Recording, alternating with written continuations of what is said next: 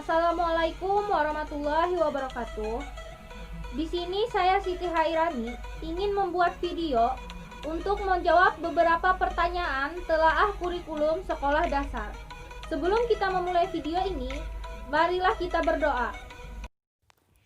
Bismillahirrahmanirrahim. Alhamdulillahi rabbil alamin. Ar-Rahmanir-Rahim.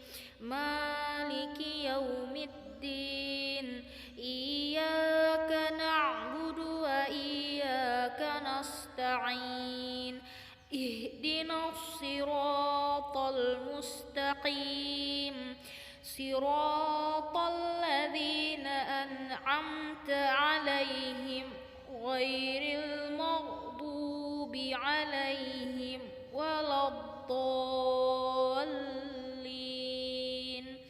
Amin. Soal pertama, apakah yang mendasari terjadinya perubahan kurikulum menjadi kurikulum 2013?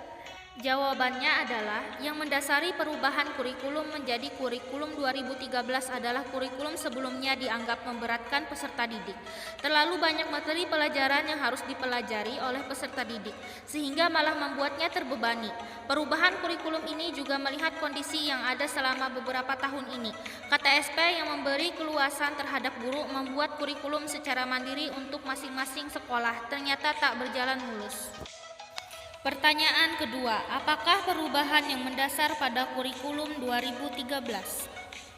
Jawabannya ada 4 perubahan. A. Perubahan standar kompetensi lulusan. Kompetensi lulusan memperhatikan pengembangan nilai, pengetahuan, dan keterampilan secara terpadu dengan fokus pada pencapaian kompetensi. B. Perubahan standar isi. Perubahan standar isi dari kurikulum sebelumnya yang mengembangkan kompetensi dari mata pelajaran menjadi fokus pada kompetensi yang dikembangkan menjadi mata pelajaran melalui pendekatan tematik integratif atau standar proses. C. Perubahan standar proses. Perubahan standar proses berarti perubahan strategi pembelajaran. Guru wajib merancang dan mengelola proses pembelajaran aktif yang menyenangkan. Peserta didik difasilitasi untuk mengamati, menanya, mengolah, menyajikan, menyimpulkan, dan mencipta. D. Perubahan standar evaluasi. Penilaian yang mengukur penilaian otentik, yang mengukur kompetensi sikap, keterampilan, serta pengetahuan berdasarkan hasil dan proses. Sebelumnya penilaian hanya mengukur hasil kompetensi. Pertanyaan ketiga. Kurikulum 2013 lebih meringankan guru secara administrasi dan lebih membuka kesempatan terjadinya akses layanan pendidikan secara merata sampai ke daerah terpencil. Apa maksudnya? Jawabannya, ini berkaitan dengan silabus dan penyediaan pendukung seperti buku. Silabus sebagai rujukan awal untuk guru mengembangkan rencana pembelajaran disiapkan oleh pemerintah. Jadi guru tinggal menggunakan dan mengembangkan sesuai kondisi di sekolah masing-masing. Hal ini bukan berarti membatasi peluang kreativitas guru, justru sebaliknya. Dengan ini maka guru mempunyai peluang dan waktu yang cukup untuk mengembangkan kreativitas dan inovasinya melalui pembuatan media, alat peraga dan perancang skenario, model-model pembelajaran aktif lainnya. Untuk guru SD juga tidak akan kesulitan lagi menyusun silabus yang berbasis tema, karena sudah disiapkan oleh pemerintah buku untuk pegangan guru maupun siswa yang berbasis tema. Jadi di SD siswa tidak perlu lagi membawa banyak buku dari sekian mata pelajaran, tetapi cukup membawa satu buku, yaitu buku tematik. Dengan kebijakan ini harapannya tidak ada lagi kesanjangan pemenuhan kebutuhan pembelajaran baik bagi sekolah-sekolah yang di kota, di desa maupun di daerah terpencil. Namun yang perlu dicatat adalah silabus dan buku yang disiapkan pemerintah adalah sebagai pemenuhan kebutuhan dasar. Guru dan sekolah tidak ditutup kemungkinan untuk mengembangkan atau menambah lagi agar lebih maksimal. Pertanyaan keempat, mengapa implementasi kurikulum 2013 dilakukan secara terbatas dan tidak serempak di semua sekolah? Jawabannya, ini lebih berkaitan dengan waktu yang ada sampai dengan memasuki tahun ajaran baru yang memang terbatas. Dengan waktu yang terbatas, tidak mungkin dipaksakan untuk dilaksanakan serentak di semua sekolah. Hal ini berhubungan dengan dua kegiatan besar yang harus dilakukan sebelum dilaksanakannya kurikulum ini di sekolah, yaitu penyiapan guru melalui diklat dan juga penyediaan buku untuk guru dan siswa oleh pemerintah. Soal kelima, bagaimana strategi penyiapan guru dalam mengimplementasikan kurikulum 2013? Jawabannya adalah penyiapan guru melalui sosialisasi dan diakhiri dengan kegiatan diklat. Diklat dilaksanakan secara berjenjang, yaitu diklat instruktur nasional, dilanjutkan dengan diklat guru inti, dan diakhiri dengan diklat guru sasaran. Diklat yang dilakukan ini membedah isi kurikulum dan mempersiapkan segala sesuatunya, termasuk melatih kemampuan pedagogik guru. Untuk memaksimalkan implementasi kurikulum baru ini, strategi lanjutannya setelah diklat-klat adalah melalui pendampingan. Guru dan sekolah sasaran akan dilakukan pendampingan oleh fasilitator pusat maupun daerah. Kegiatan pendampingan melalui pola in-on-in. Dengan pola ini, guru dikumpulkan untuk diadakan penyegaran melalui diskusi, sharing dan penguatan lainnya. Selanjutnya, guru melaksanakan on pembelajaran dan setelah rentang waktu tertentu antara 1 sampai 2 bulan dikumpulkan lagi untuk didiskusikan dan di-sharingkan pengalaman masing-masing.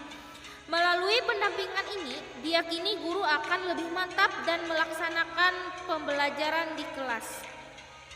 Soal keenam, menurut pendapat saudara, apa yang menjadi kendala implementasi kurikulum 2013 sehingga terjadi revisi yang berulang kali?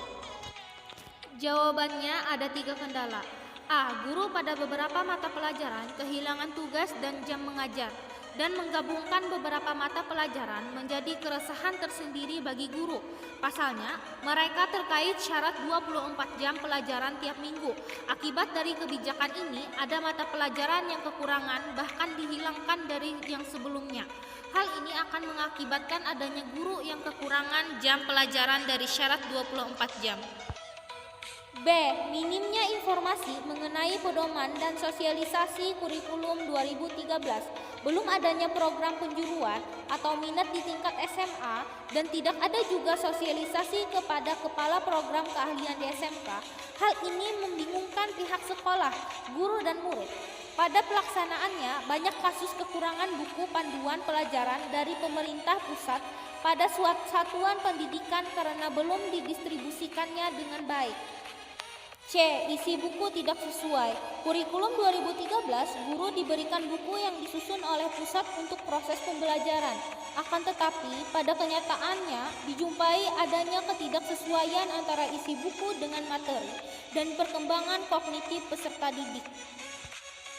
Pertanyaan ketujuh. Coba saudara jelaskan mengapa dalam waktu tertentu kurikulum sekolah, terutama pendidikan dasar, harus ditinjau kembali atau dikembangkan untuk diperbaiki.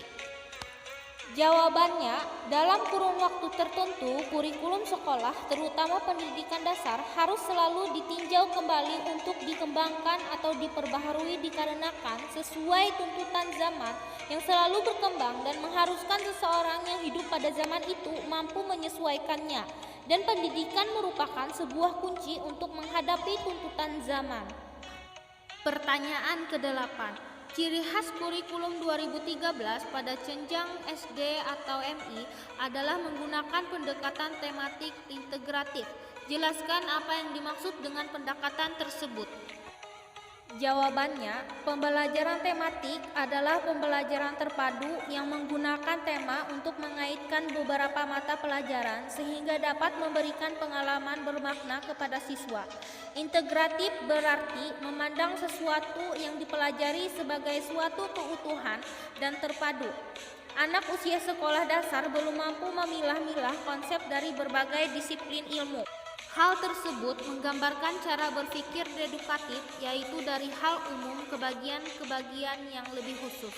Oleh karena itu, keterpaduan konsep tidak dipilah-pilah dalam berbagai disiplin ilmu, tetapi dikait-kaitkan menjadi pengalaman belajar yang bermakna. Pertanyaan ke-9. Coba saudara jelaskan apa yang menjadi landasan dan prinsip pengembangan kurikulum pendidikan dasar.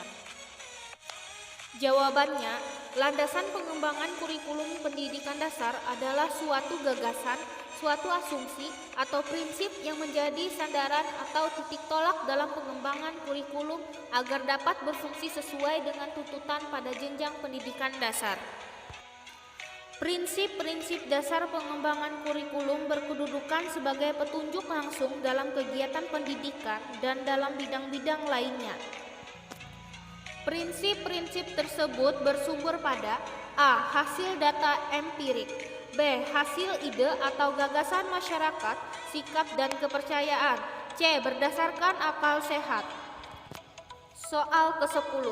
Buatlah analisis komponen kurikulum, tujuan, isi, proses pembelajaran atau metode, dan evaluasi antara KTSP dan K13 pada jenjang pendidikan dasar SD atau MI. Jawabannya, analisis KTSP IPS SD dan kurikulum 2013 IPS SD. 3.3.1 KTSP IPS SD. Setelah kami analisis pada SK dan KD kelas 1 sampai 6 ini bahwa terdapat semua ranah yang ada pada taksonomi Bloom. Dan semua kategori yang terdapat dalam ketiga ranah tersebut, yaitu dalam SK dan KD tersebut, bahwa siswa harus memenuhi kriteria sebagai berikut. Yang pertama, pada ranah kognitif sebagai berikut: pengetahuan, pemahaman, penerapan atau aplikasi, analisa, sintesa, dan evaluasi. Yang kedua, untuk ranah afektif sebagai berikut: penerimaan, partisipasi, penilaian atau penentuan sikap, organisasi, dan pembentukan pola. Yang ketiga, untuk ranah psikomotor sebagai berikut: persepsi, kesiapan, gerakan terbimbing, gerakan terbiasa, gerakan kompleks, penyesuaian pola gerakan, dan kreativitas. Soal ke-11. Sebaik apapun kurikulum yang dibuat pemerintah, kepala sekolah dan gurulah yang memegang peran kunci dalam penerapannya. Jelaskan bagaimana peran kepala sekolah dan guru dalam pengembangan kurikulum. Jawabannya, peran kepala sekolah sebagai pemimpin dalam pengembangan kurikulum adalah dengan melakukan pengambilan keputusan secara demokratis, mengarahkan guru dalam melaksanakan tugasnya, menggerakkan guru untuk menyusun RPP, mengikuti kegiatan MGMP, rapat, memberikan motivasi dan memberikan teladan yang baik. Peran guru dalam mengembangkan kurikulum di dalam tatanan kelas adalah sebagai pelaksana kurikulum, sebagai penyelaras kurikulum, sebagai pengembang kurikulum, dan sebagai peneliti kurikulum. Soal ke-12. Coba saudara kemukakan apa saja kelebihan dan kekurangan kurikulum 2013 dari kurikulum sebelumnya. Jawabannya, kelebihan: 1. Lebih menekankan kepada pendidikan karakter. 2. Memungkinkan siswa lebih aktif, inovatif, dan kreatif. 3. Lebih responsif terhadap fenomena sosial yang ada. 4. Proses penilaian dilakukan dari semua aspek. 5. Lembaga memperoleh pendampingan dari pusat. 6. Mendorong guru untuk semakin kreatif sebagai fasilitator pembelajaran. 7. Penyediaan fasilitas belajar semakin efisien. Kekurangan: 1. Guru tidak dilibatkan dalam pembuatan kurikulum 2013. 2. Banyak sekolah yang masih menerapkan KBM konvensional. 3. Banyaknya guru yang belum memiliki kesiapan mental. 4. Guru banyak salah paham sehingga kurang memberikan penjelasan. 5. Dalam menyusun RPP, guru kurang kreatif. 6. Materi yang wajib dikuasai oleh siswa terlalu banyak. 7. Sekolah kurang mandiri di dalam menyikapi kurikulum yang ada.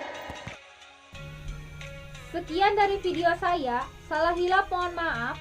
Assalamualaikum warahmatullahi wabarakatuh.